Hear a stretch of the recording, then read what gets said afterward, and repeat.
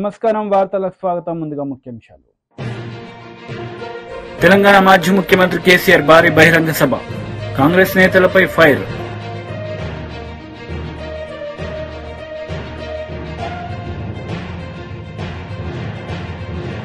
TDP polit bureau సభ్యుడు వరదరామయ్య media సమావేశం, CM Jagan పై fire.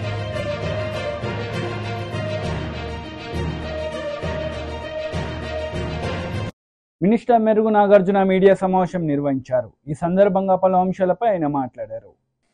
ఇది గమనించండి, చంద్రబాబు యొక్క దాష్టికాన్ని గమనించండి. చంద్రబాబుకి అహంకారి అని, ఆయన ఇవన్నీ పెత్తందారి మనస్తత్వం అని, పెత్తందారి పోకడలని, ఎదుటి మనిషి గురించి చెడుగా ఆలోచించే స్వభావం అని, ప్రజల యొక్క బ్రతుకు వాళ్ల జీవన విధానం మీద వేటు వేయటంలో సిద్ధహస్తుడని, కుల ప్రస్తావనలతో రాజకీయాలు చేస్తాడని, చిన్న కులాలంటే తేలిక స్వభావం అని, చిన్న కులాల వాళ్లు పైకెదగటానికి అడ్డుగోడ అని, ఇవన్నీ మొదటి నుంచి చెప్తానే ఉన్నాం. దానిలో అనేకం అతను రాజకీయాల్లో ముఖ్యమంత్రిగా ఉన్నప్పుడే స్వయాన దళిత కులాల్లో ఎవరైనా పుట్టాలనుకుంటారా అన్నాడు. ఆ రోజు నుంచి ఈ రోజు దాకా దాని మీద ఎక్కడా పశ్చాత్తాపం చెందరా. ఆయన మనస్తత్వం అది. బీసీల తోకలు కత్తిరిస్తా అన్నాడు, బీసీలు జడ్జీలుగా పనికిరారన్నాడు, బీసీలు అంతు చూస్తానన్నాడు. అన్నవాడు నేను తప్పు చేశానే, తప్పని ఎక్కడ అంటల్లా. వాడి స్వభావం అది. ఆయన జీవన విధానంలో ఇవన్నీ మర్చిపోలేని ఘట్టాలు. ఇంకా ఎంత బరి తెగించాడంటే, ఈ మధ్యకాలంలో వేలుముద్రల గాళ్ళని, జగన్మోహన్ రెడ్డి గారు ఎవరో పేద వ్యక్తికి డ్రైవింగ్ చేసుకునే ఉద్యోగం ఇస్తే, టికెట్ ఇస్తే దాన్ని పట్టుకొని టిప్పర్ డ్రైవర్లకి టికెట్లు ఇచ్చారని, చివరికి కూలి జనం అంట. ఎంత దారుణం, ఎంత అహంభావం. జగన్మోహన్ రెడ్డి గారి సభలకు వచ్చేది కూలి జనం, నీ సభలకు వచ్చేది డబ్బులున్న జనమా? అంటే ఈ కూలి జనంగానే బ్రతకాలా? కూలి జనం అంటే నీకు తేలిక స్వభావమా? రేపు ఓట్లు మాత్రం వీళ్ళెయ్యాలా? ఈ ఎస్సీలు, ఎస్టీలు, బీసీలు, మైనారిటీలు, ఉన్నత కులాల్లో పేదవాళ్ళు కూలి జనం అంటే, పేదరికంలో ఉన్న ప్రతి వారిని నువ్వు తేలిక చేసి మాట్లాడి రాజకీయాలు చేయాలని నిర్ణయించుకున్నావు చంద్రబాబు. తప్పకుండా ప్రాయచిత్తం అనుభవిస్తావు. ఒక ప్రక్క జగన్మోహన్ రెడ్డి గారు పేదల పక్షపాతిగా నా ఎస్సీ, నా ఎస్టీ, నా బీసీ, నా మైనారిటీ అంటుంటే, వాళ్ళ స్థితి పెరగటానికి, ఈ యొక్క ఎస్సీల యొక్క స్థితి పెరగాలని, బీసీల యొక్క స్థితి పెరగాలని, వాళ్ళ కుటుంబాలు బాగుండాలని, వాళ్ళ జీవన విధానం బాగుండాలని, వాళ్ళ పిల్లలు మంచిగా చదువుకోవాలని, వాళ్ళ భారతదేశ వ్యవస్థలోనే ఈ ఎస్సీ, ఎస్టీ, బీసీ, మైనారిటీల యొక్క అప్లిప్మెంట్ జరగాలని ఒక గొప్ప ఆలోచనతో జగన్మోహన్ రెడ్డి గారు పనిచేస్తా ఉంటే, నీ విధంగా మాట్లాడి ఎన్నికలు వచ్చినప్పుడు నువ్వు ఇష్టం వచ్చినట్టు యాక్షన్ చేస్తావు. అధికారం వచ్చినప్పుడు నీ యొక్క మొత్తం నీ మనసులో ఉన్నాయి బయటికి తీసి మమ్మల్ని తొక్కే కార్యక్రమం తప్ప వేరే విషయం లేదు. నేను అడుగుతా ఉన్నా చంద్రబాబుని, నువ్వు ఎందుకు ఇంత బరి తెగించి మాట్లాడుతా ఉన్నావు? రాజకీయాల్లో నువ్వు ఉండేవాడివి, ఈరోజు పల్లెల్లోకి వచ్చి ఓటు ఎలా అడుగుతావని అడుగుతా ఉన్నా. ఏ ముఖం పెట్టుకుని ఎస్సీ కాలనీకి వెళ్తావు? ఏ ముఖం పెట్టుకుని బీసీ కాలనీకి వెళ్తావు? ఏ ముఖం పెట్టుకుని ఈ రాష్ట్రంలో ఉన్నటువంటి డ్రైవర్ వృత్తి చేసుకునే వాళ్ళని అడుగుతావు? లేకపోతే బీసీలను అడుగుతావు? లేకపోతే కూలీలను అడుగుతావు? నేను ప్రాధేయపడి అడుగుతా ఉన్నా, ఈ రాష్ట్రంలో ఉన్నటువంటి పేద ఎస్సీలు, పేదలు, ఎస్సీలు, ఎస్టీలు, బీసీలు, మైనారిటీలు, ఈ శ్రామికులు, డ్రైవర్లు, అలాగే ఈరోజు కూలీలు, ఇది గమనించండి. చంద్రబాబు యొక్క దాష్టికాన్ని గమనించండి. చంద్రబాబుకి బుద్ధి చెప్పే రోజులు దగ్గరకు వచ్చినాయి. మీరు తప్పకుండా చంద్రబాబు మాట్లాడిన ప్రతి మాట రేపు ఎన్నికల్లో తోటాల్లాగా చంద్రబాబు దిగాల. జగన్మోహన్ రెడ్డి గారు మీ కొరకు ఈ వ్యవస్థలో ఏ ముఖ్యమంత్రి ఈ రాష్ట్ర చరిత్రలో గాని దేశంలో గాని ఇంత క్యాలిక్యులేటెడ్ గా, ఇంత ధైర్యంగా, ఇంత ఒక్క పైసా వృధా కాకుండా పేదల కుటుంబాలు, వాళ్ళ పిల్లల చదువులు ఇంగ్లీష్ మీడియం, ఇళ్ల స్థలాలు, ఆరోగ్యం, మహిళలకు ఇచ్చే అవకాశాలు, చాలా గొప్ప ఆలోచనలతో పరిపాలన జరుగుతూ ఉంటే, ఇంతకన్నా గొప్ప పరిపాలన చేయాలని ముందుకు వస్తా ఉంటే నువ్వు ఏ సమాధానం చెప్పి ఓట్లడిగి రేపు గెలవాలని చూస్తా ఉన్నావు? చంద్రబాబు సమాధానం చెప్పగలుగుతావా? ఒక ప్రక్క ఇంత గొప్ప పరిపాలన చేస్తా ఉంటే. కాంగ్రెస్ నేత మీడియా సమావేశం నిర్వహించారు. ఈ సందర్భంగా ఇరు పార్టీలపై ఆయన మండిపడ్డారు. ఈ విషయం ఆల్రెడీ ఇప్పుడే ఎలక్షన్ కమిషన్ కు ఒక రిప్రజెంటేషన్ కూడా ఇవ్వడం జరిగింది. రాష్ట్రంలో సిఓ వికాస్ రాజ్ గారికి కూడా మధ్యాహ్నం 12:30కు నేను కలిసినప్పుడు వారి వేరే అంశాలతో పాటు ఈ అంశంపై కూడా వారి దృష్టికి తీసుకురావడం జరిగిందన్న మాట కూడా మనం చేస్తూ ఉన్నాను. అందులో వారు ఏమన్నారంటే, ఇప్పుడు election code of model code of conduct లో క్లియర్ గా ఒక అంశం మెన్షన్ చేస్తుంది. No party or candidate shall include in any activity which may aggravate existing differences or create mutual hatred or cause tension between different castes and communities, religious or linguistic. అనే స్పష్టంగా model code of conduct లో, general conduct లో first point ఈ point ఉందన్నమాట కూడా మీకు మనం చేస్తూ ఉన్నారు. నరేంద్ర మోడీ గారు రామ మందిరం గురించి ప్రశ్నించినప్పుడు ఆయన ఏం చెప్పడం జరిగిందంటే,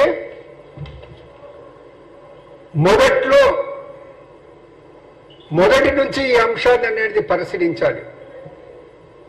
కొన్ని వందల సంవత్సరాల నుంచి ఈ అంశం ఉంది. పరోక్షంగా కాంగ్రెస్ ప్రస్తావిస్తూ వీరు ఈ అంశాన్ని అనేది రిజాల్వ్ చేయదలుచుకోలేదు, పరిష్కరించదలుచుకోలేదు. ఎందుకంటే దీని ఓట్ బ్యాంక్ రాజకీయానికి వాడుకోవటానికి అనేది పరిష్కరించదలుచుకోలేదు. అందుకే వారు అనేది అప్పట్లోనే వారికిట్ట దశాబ్దాల క్రితమే కోర్టులో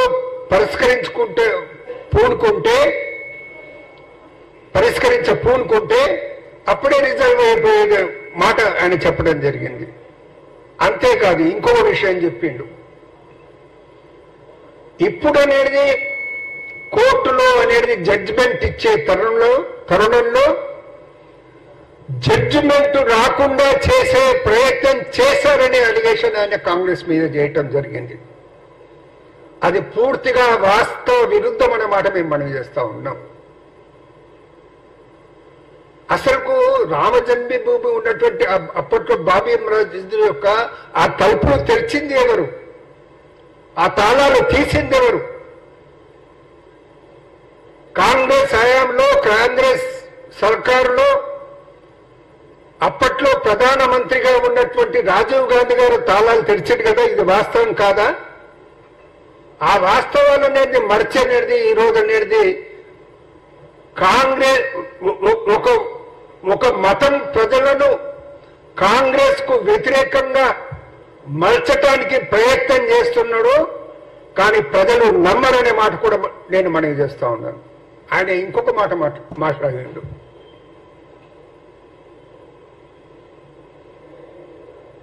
కాంగ్రెస్ వాళ్ళు చేసిన తప్పులను అన్నిటినీ మర్చి రామ్ మందిరాన్ని గురించి కష్టపడ్డోళ్ళు, కృషి చేసిన వాళ్ళు,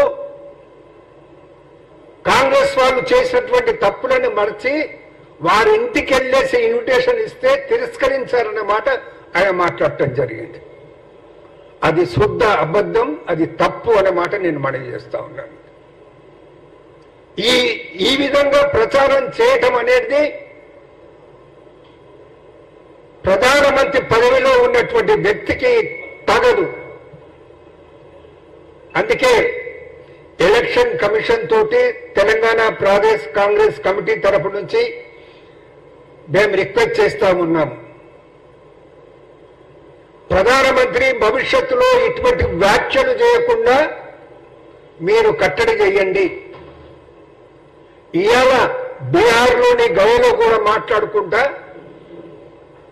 ఇదే రకమైన విషయాన్ని చిమ్ముతూ ప్రధానమంత్రి గారు మోడీ గారు మాట్లాడటం జరిగింది. దీన్ని అడ్డుకట్ట వేయకుంటే భవిష్యత్తులో పారదర్శకంగా ఎన్నికలు జరిగే వాతావరణానికి మన దేశంలో భంగం కలుగుతుందనే మాట నేను ఎలక్షన్ కమిషన్ ను కోరుతూ, అదేవిధంగా ఈ ఇంటర్వ్యూలో ఆబ్జెక్షనబుల్ అంశాలు ఏవైతే ఉన్నావో అవి మళ్ళీ ప్రసారం కాకుండా చూడాలనేసి election committee YSRCP leader Avinash Reddy media సమావేశం నిర్వహించారు. ఈ సందర్భంగా పలు అంశాలపై వివరణ ఇచ్చారు. అది ఒక హియర్స్ ఎవిడెన్స్. రెండోది గూగుల్ టేక్అవుట్. ఇందాక నేను చెప్పింది ఈ గూగుల్ టేక్అవుట్ ఆధారంగా, అంటే ఇప్పుడు మా కాంపౌండ్లో ఉన్నాడన్న వ్యక్తి పులివెందుల ఆర్టీసీ బస్ స్టాండ్ దగ్గరే ఉండొచ్చు 1000 మీటర్ల కరెక్షన్ ఫ్యాక్టర్ అంటే. So and note this point, it can be fabricated also. So అటువంటి and 1 year back first IO ఉన్నప్పుడు ఇదే గూగుల్ టేక్అవుట్ సునీల్ యాదవ్ ఫోన్లో నుంచి చేసినారు 2 years బ్యాక్. ఆ రోజు ఏం లోపం కనిపించలేదు వీళ్ళకు. రామ్ సింగ్ సునీత కాంబినేషన్ కలిసినాకనే ఎందుకు లోపం కనిపిస్తూ ఉంది? రామ్ సింగ్ సునీతక్క కాంబినేషన్ కలిసినాకనే ఎందుకు లోపం కనిపిస్తూ ఉంది అంటే గూగుల్ టేక్అవుట్ను ఫ్యాబ్రికేట్ చేసినారా? పోనీ ఇది కూడా ఇంకొక ఉదాహరణ చెప్తా మీకు. ఇందాక 4-5 ఉదాహరణలు చెప్పా, ఇంకో ఉదాహరణ చెప్తా. గూగుల్ టేక్అవుట్ గురించి వాళ్ళు కోర్టులో కౌంటర్ వేస్తారు, వాళ్ళు కోర్టులో అఫిడవిట్ వేశారు. నేను కూడా గూగుల్ టేక్అవుట్ గురించి స్పష్టంగా వాళ్ళు బాగా నమ్మే వాళ్ళ అప్రూవర్ దస్తగిరి స్టేట్మెంట్కు ఈ గూగుల్ టేక్అవుట్కు వ్యత్యాసం ఉంది. వాళ్ళు ఏమంటారు, 2:30-3 వరకు ఈ తతంగం అంతా జరిగింది ఆ ఇంట్లో అని చెప్తారు. మధ్యలో 1:50కి మా ఇంటికి వచ్చినట్టు చెప్తారు. అంటే వాళ్ళ ఓన్ అప్రూవర్ స్టేట్మెంటే వీళ్ళ గూగుల్ టేక్అవుట్ థియరీని డిస్ప్యూట్ చేస్తూ ఉంది. సో ఈ అంశం మేము కోర్టులో నేను కౌంటర్ అఫిడవిట్ వేసినప్పుడు వెంటనే మళ్ళీ దానికి ఏం చెప్పారు తెలుసా? మీ అందరూ చూసి ఉంటారు. దానికి కౌంటర్ మళ్ళీ సిబిఐ ఏమని వేసింది తెలుసా?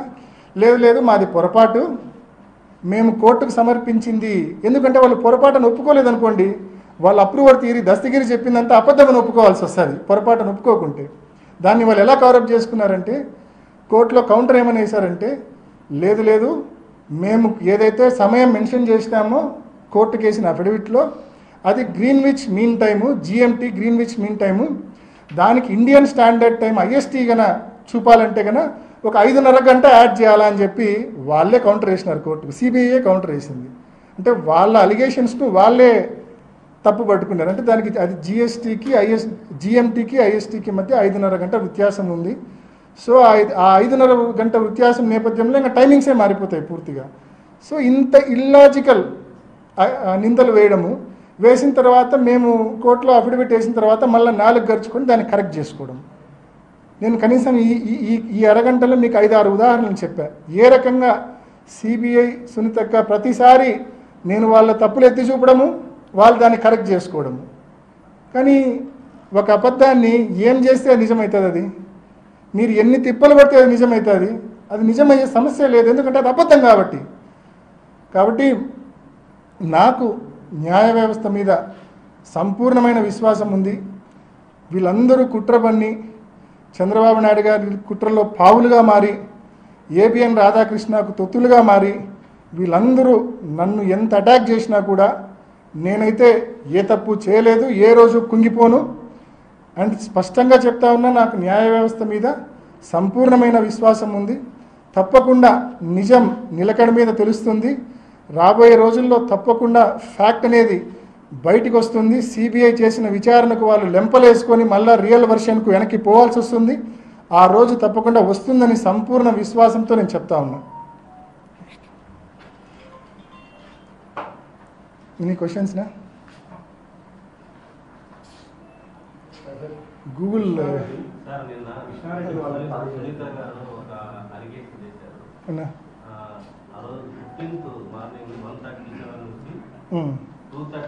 ఇది కదన్నా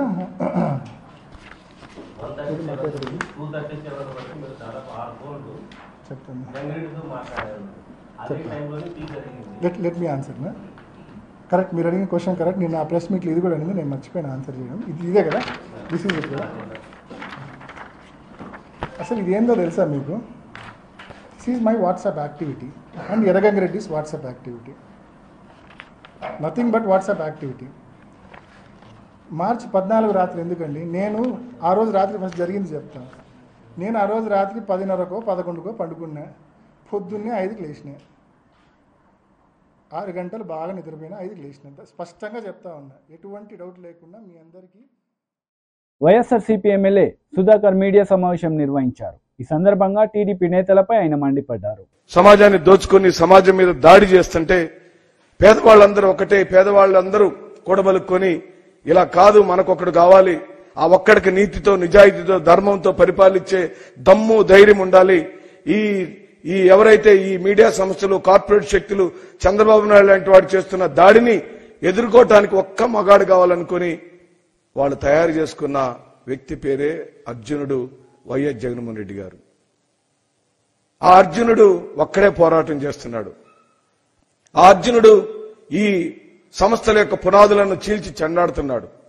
ఆ అర్జునుడు కాలరెగరేసి పేదవాడు ఈ బజార్లో నిలబడి బ్రతకగలేటట్టు చేస్తున్నాడు. ఆ అర్జునుడు ఈ కుట్రదారులందరూ చేస్తున్న దాడిని ఎదుర్కొని ఒక్కడే రొమ్మెత్తుకొని నిలబడిన వాడు అర్జునుడు. ఆయనే వైఎస్ జగన్మోహన్ రెడ్డి గారు.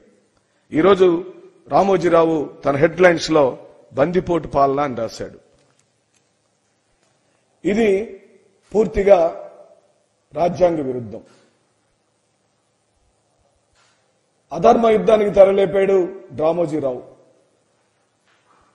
ఈ రామోజీరావు వైఎస్ఆర్ గారి దగ్గర నుండి, వైఎస్ఆర్ గారి పరిపాలన రోజు నుండి వైఎస్ఆర్ గారి మీద ఆనాడు, ఈనాడు జగన్మోహన్ రెడ్డి గారి మీద ఈ విధంగా మాటల దాడి చేస్తున్నాడు. ఇంత పత్తిత్తైన వాడు,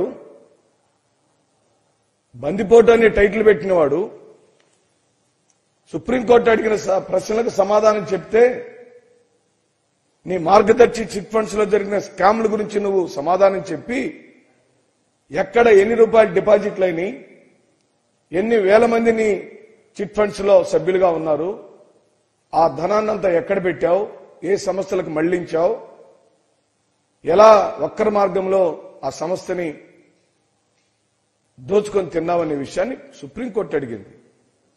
సుప్రీంకోర్టు చే ప్రశ్నించబడిన దొంగ నువ్వు ప్రజానాయకుడిని పట్టుకొని పదే పదే ప్రతిరోజు ఈ విధంగా టైటిల్స్ పెట్టి దాడి చేస్తున్నాడు బందిపోటు, అస్సలు బందిపోటు అయిన రామోజీరావు. మీరు చేసిన స్కాములు గ్రామాల వారీగా, వీధుల వారీగా, జిల్లాల వారీగా, రాష్ట్ర వ్యాప్తంగా మీరు చేసిన స్కాములన్నిటికీ, మీరు చేసిన ప్రతి అకృత్యాలకు, మీరు దోచుకున్న ప్రతి సొమ్ముకు ప్రజలు ఓ వజ్రాయుధాన్ని తయారు చేసుకున్నారు, ఓ పాశుపతాస్త్రం తయారు చేసుకున్నారు. వీళ్ల వల్ల మనం బ్రతకలేము, వీళ్ళు మనం బ్రతకనివ్వరు, మన ఆస్తులు, ధనం, మాన ప్రాణాలు దోచుకొని తింటున్నారు, వీళ్ళ నుంచి మనం రక్షించేవాడు ఒక్కడే, ఆ ఒక్కడే అర్జునుడు వైఎస్ జగన్మోహన్ రెడ్డి గారు. ఆయనే మా వజ్రాయుధం, ఆయనే మా పాశుపతాస్త్రం, ఆయనే మా నాయకుడని నిర్ణయం తీసుకున్నారు. అందుకే 151 మంది ఎమ్మెల్యేలని గెలిపించుకుని తృప్తిగా కడుపు నిండా అన్నం తింటూ 3 పూట్ల తృప్తిగా ఈ రోజున ప్రజలు ఉన్నారు. ప్రజలకు ఏ కష్టం లేదు. కోవిడ్ వచ్చింది, ప్రజలను చూసుకున్నాడు. ఆపద వచ్చింది, ప్రజలను చూసుకున్నాడు. అకాల వర్షం వచ్చింది, రైతన్నలను చూసుకున్నాడు. నువ్వు చెప్పిన అబద్ధపు ప్రచారంలో మోసపోయిన యువతకు ఉద్యోగాలు ఇచ్చాడు, వాలంటీర్ వ్యవస్థను తెచ్చాడు. ఇంత మంచి పనులు చేసినా ఇంకా మీ కక్ష తీరలేదు. జగన్మోహన్ రెడ్డి గారి మీద దాడుల పర్వం కొనసాగుతూనే ఉంది. మీ అవినీతి భాగోతాలన్నిటినీ, మీ తప్పుడు రాతలన్నిటినీ పరిష్కరించి సుపరిపాలన అందిస్తున్న తరుణంలో మా దగ్గర సీఎస్ గా పనిచేసి మాచే ఉన్నతమైన పదవులను అందుకొని ఈరోజు రిటైర్మెంట్ అయిపోయి టీడీపీ పోలిట్ బ్యూరో సభ్యులు వర్లరామయ్య మీడియా సమావేశం నిర్వహించారు. ఈ సందర్భంగా పలు అంశాలపై ఆయన మాట్లాడారు. కొట్టి అక్కడి నుంచి ఎగిరి వెళ్ళిపోయిందట, ఎటో వెళ్ళిపోయిందట.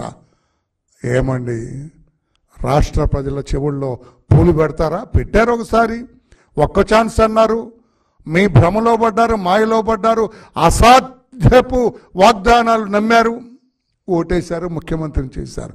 పదే పదే అదే డ్రామా ఆడకూడదు. అందుకే కథ అడ్డం తిరిగింది. ఇక్కడ రాష్ట్ర ప్రజలందరూ నవ్వుకు ఎక్కడ నలుగురు చేరితే రాష్ట్రంలో ఈ రోజున ఇదే ముఖ్యమంత్రి డ్రామా. బలి ఆడాడ్రా కానీ ఫెయిల్ అయ్యాడ్రా. ఇది డ్రామా. నేను ఈ రోజున రానా the respected commissioner of police Vijayawada city ఒక అర్భకుణ్ణి బలి చేయబోతున్నాడు. ఆయన ఒక అర్భకుణ్ణి, ఒక అమాయకుణ్ణి మరలా కోడికత్తి డ్రామాలో ఎలాగా ఆ శ్రీనివాస్ అనేవాడిని 5 సంవత్సరాలు జైల్లో పెట్టారో ఈ రోజున రానా గారు విజయవాడ పోలీస్ కమిషనర్ ఇప్పుడేదో ప్రెస్ పెడతా అంటారు 4ంటికి. అందుకే నేను ముందుకు వచ్చాను. నేను రానా గారు తొందరపడకండి. మీ పేరు కూడా మీ సర్వీసులో ఉన్నంతకాలం వినపడుద్ది. గులకరాయి నాటకంలో ఈయన తప్పటడుగు వేశాడు పోలీస్ ఆఫీసర్ అని మీ పేరు ఉంటుంది. మీ చరిత్రకు, మీ సర్వీస్కు ఒక నల్ల మచ్చ తెచ్చుకోకండి. రాష్ట్ర ప్రజలారా, పత్రికేయ సోదరులారా, ఒక అర్భకుడు బలి కాబోతున్నాడు. ఈ జగన్మోహన్ రెడ్డి గారి అధికార దాహానికి, తన ముఖ్యమంత్రిత్వాన్ని నిలబెట్టుకోవటానికి అతను వేసిన నాటకంలో ఒక అర్భకుడు ఎవడో తెలియదు, వాడికి సంబంధమే ఉండదు, పాపం బలి కాబోతున్నాడు, జైలు పాలవబోతున్నాడు అని చెప్పి కూడా తెలియజేస్తున్నా. నేను తెలియజేస్తున్న పోలీస్ ఆఫీసర్స్కి, ఇన్వెస్టిగేటింగ్ ఆఫీసర్ లేకుంటే సూపర్వైజ్ చేస్తున్న రానా గారు, కమిషనర్ గారు, చెడ్డ పేరు తెచ్చుకోకండి. అమాయకుడిని బలి చేసి చెడ్డ పేరు తెచ్చుకోకండి. ఒక అర్భకుడిని బలి చేసి చెడ్డ పేరు తెచ్చుకోండి. ఏమీ తెలియని వాడిని తీసుకొచ్చి జైలుకు పంపకండి. ఆ పాపం మీకు తగులుతుందని చెప్పుకొని నేను తెలియజేస్తున్నా. కోడికత్తి శాపమే ఈ రోజున జగన్మోహన్ రెడ్డి గారి డ్రామా అభాసు పాలై అందరూ ఎగతాళి చేస్తున్నారని చెప్పి కూడా నేను తెలియజేస్తూ ఉన్నా. నిన్న రాయి విసిరిన సంఘటన స్కాట్లాండ్ యార్డ్ పోలీసు కూడా పట్టుకోలేరు. వాడిని విసిరిందే నిజమై. భారీ బహిరంగ సభలో తెలంగాణ మాజీ ముఖ్యమంత్రి కేసీఆర్ పాల్గొన్నారు. ఈ సందర్భంగా సీఎం రేవంత్ రెడ్డిపై విరుచుకుపడ్డారు. ఇంత అగౌరవంగా మాట్లాడినామా, ఇంత అన్యాయం మీ కళ్ళ ముందనే జరగాలన్నా దయచేసి ఆలోచన చేయాలి. ఎలక్షన్ అంటే ఓట్లు అంటే ఏదో ఆగమాగం ఓట్లేసుడు కాదు. ఇలా సభలో ఉన్నారు. నేనే ఒక 100-150 లారీలు దాటుకుంటూ వచ్చిన. అందులో ఫుల్గా మంది ఉన్నారు. చాలా దూరంలో పోలీసు వాళ్ళు ఆపుతా ఉన్నారు. పోలీసు వాళ్ళు బొమ్మలు వీకేస్తా ఉన్నారు. నేను పోలీసు మిత్రులకు మనవి చేస్తా ఉన్నా, మీ డ్యూటీ మీరు చేయండి. 10 ఏళ్ళు మేము కూడా గవర్నమెంట్ ఉన్నాం. అమాయకులను బెదిరియడం, కొట్టడం, బీఆర్ఎస్ ఫ్లెక్సీలు బికేయడం ఇదా మీ పోలీస్ డ్యూటీ? ఇలా మేము కూడా లెక్క పెడతా ఉన్నాం. నేను పోలీసు పేరెత్తంగానే ప్రజలు ఎట్లా మాట్లాడుతున్నారో మీరు చూస్తున్నారు. ప్రజల గోల చూస్తున్నారు. ఇప్పటికైనా మీ అరాచకాలు బంద్ చేయండి, జాగ్రత్త. లేకపోతే మళ్ళా గ్యారంటీగా బీఆర్ఎస్ అధికారానికి వస్తుంది. అప్పుడు మీ గతి ఏమైతే ఆలోచన చేసుకోవాలి.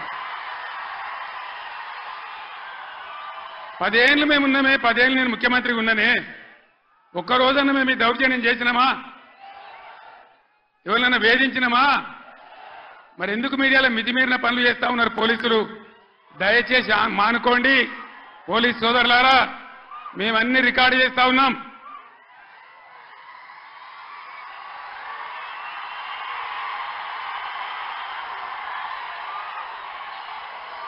ఈ ప్రజల స్పందన చూసైనా మీరు మారాలి. డీజీపీ గారు మీరు మారాలని నేను చెప్తా ఉన్నా. లేకపోతే మీ మీదకి ప్రజలే తిరుగుబడే రోడ్ వస్తుంది, జాగ్రత్త అని నేను చెప్తా ఉన్నా. మా కార్యకర్త తెలంగాణ ఉద్యమకారుడు సల్వాజీ మాధవరావు అని కరీంనగర్ జిల్లా ధర్మారంలో, పెద్దపల్లి జిల్లాలో ఆయన సోషల్ మీడియాలో ఒక పోస్ట్ పెట్టిండని చెప్పి ఆయన మీద అక్రమ కేసులు పెట్టి ఇలా జైలు తరలించినారు. ఆయన కరీంనగర్ జైల్లో ఉన్నాడు. ఇది మీకు న్యాయమా? డీజీపీకి ఏమైనా గౌరవం ఉంటే ఆ సల్వాజీ మాధవరావు మీద ఏదైతే జరిగిందో దాని మీద స్పెషల్ కమిటీ సీనియర్ ఐపీఎస్ ఆఫీసర్తో ఎంక్వైరీ చేయాలి.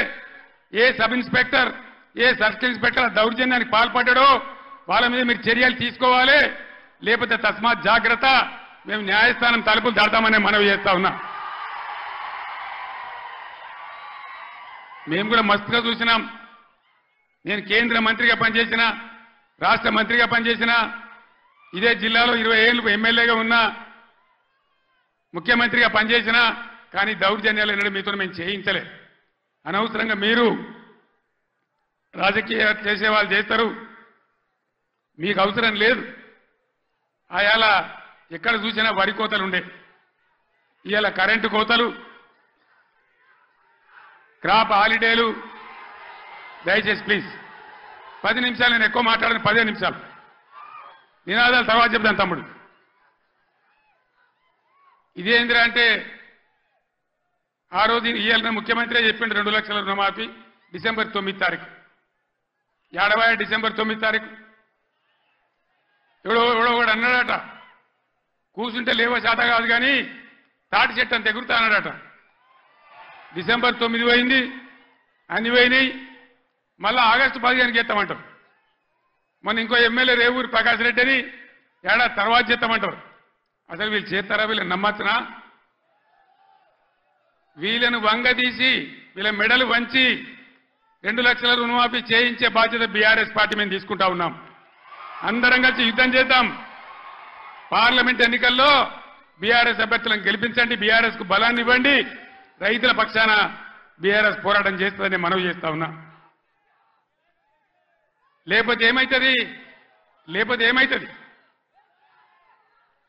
ఒక్క నిమిషం ప్లీజ్. స్లోగన్లు తర్వాత ప్లీజ్. అరే బాబు, స్లోగన్లు తర్వాత ప్లీజ్. ఈ మూలకురులు బంద్ పెట్టనా ప్లీజ్, బంద్ చేయవా?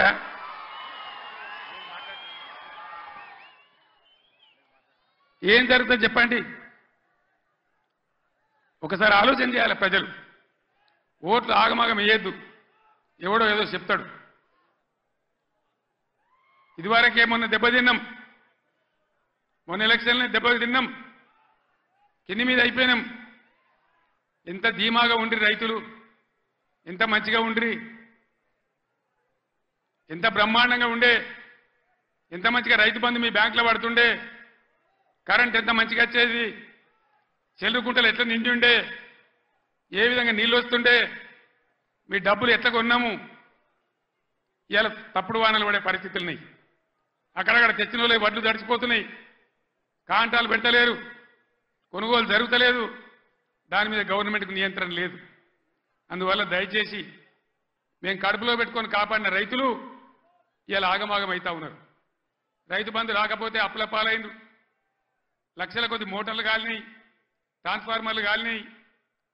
3 ఎకరాలు వేసిన 1 ఎకరమే పండింది. ఆ ఎకరం పండిన దాన్ని కూడా కొనే దిక్కు లేదు. డబ్బులు ఇస్తారో ఈరోజు తెలుస్తలేదు, మద్దతు ధర వత్తలేదు, బోనస్ వత్తలేదు. బోనస్ బోగస్ కానియద్దు, అందరం కలిసి కొట్లాడాలి. నేను ముఖ్యమంత్రికి వార్తలు ముగించే ముందు ముఖ్యాంశాలు మరోసారి. తెలంగాణ మాజీ ముఖ్యమంత్రి కేసీఆర్ భారీ బహిరంగ సభ, కాంగ్రెస్ నేతలపై ఫైర్.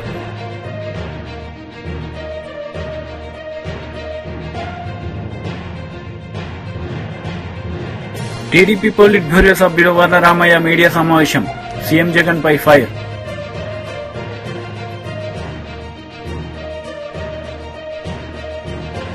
ఈ వార్తలు ఇంతటితో సమాప్తం. తిరిగి ప్రసారమయ్యే వార్తలు మళ్ళీ కలుద్దాం. అంతవరకు సెలవు. నమస్తే.